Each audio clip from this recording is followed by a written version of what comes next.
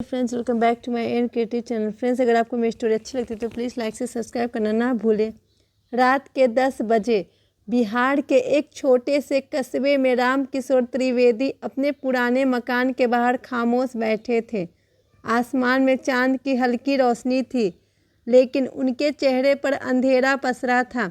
उनके हाथों में अपनी बेटी की एक तस्वीर थी, नेहा, मेरी बच्ची। आंखों में आंसू थे, होंठ कांप रहे थे, क्योंकि नेहा अब इस दुनिया में नहीं थी। नेहा 19 साल की थी, पढ़ाई में होशियार, सपनों से भरी हुई लड़की।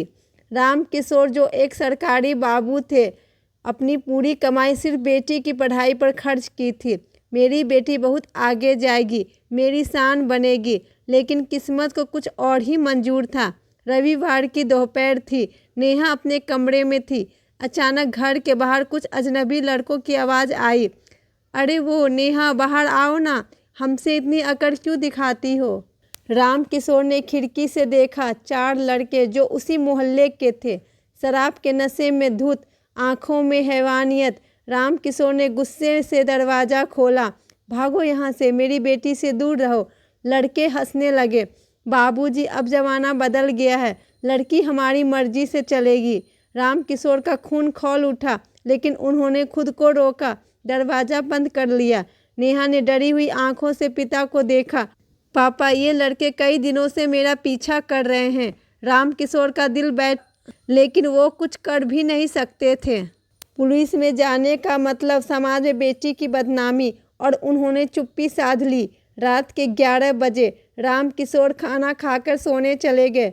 नेहा भी अपने कमरे में थी, लेकिन आधी रात को दरवाज़ा टूटा, तेज चीखें गूंज उठी। रामकिशोर भागकर नेहा के कमरे में पहुंचे, सन्न रह गए। चारों लड़के नेहा को ज़मीन पर घसीट रहे थे। नेहा चीख रही थी, पापा बचाओ। रामकिशोर ने एक लड़के का हाथ पकड़कर जोर से खींचा, लेकिन उन दरिंदों ने उन्हें धक्का दे दिया और बेरहमी से नेहा का गला दबा दिया। जब तक रामकिशोर खुद को संभालते, सब कुछ खत्म हो चुका था। नेहा मरी पड़ी थी। चारों लड़के हंसते हुए भाग गए। अगली सुबह पूरा गांव इकट्ठा था। पुलिस आई, केस दर्ज हुआ, लेकिन कोई गिरफ्तार नहीं हुआ।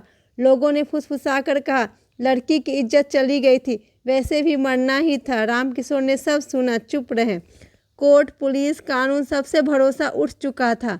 रात के 12 बजे रामकिशोर ने अपनी बेटी की तस्वीर उठाई। नेहा, अब बस, अब मैं भी आ रहा हूँ तेरे पास। उन्होंने छत की कड़ी पर एक रस्सी बांधी, एक स्टूल खींचा, तस्वीर को सीने से लगाया।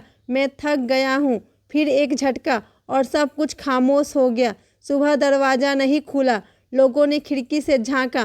रामकिशोर फंदे से झूल रहे थे। उनके पास एक चिट्ठी पड़ी थी, मैं थक गया हूँ, अब इस दुनिया में कोई इंसाफ नहीं बचा, अब मैं अपनी नेहा के पास जा रहा हूँ।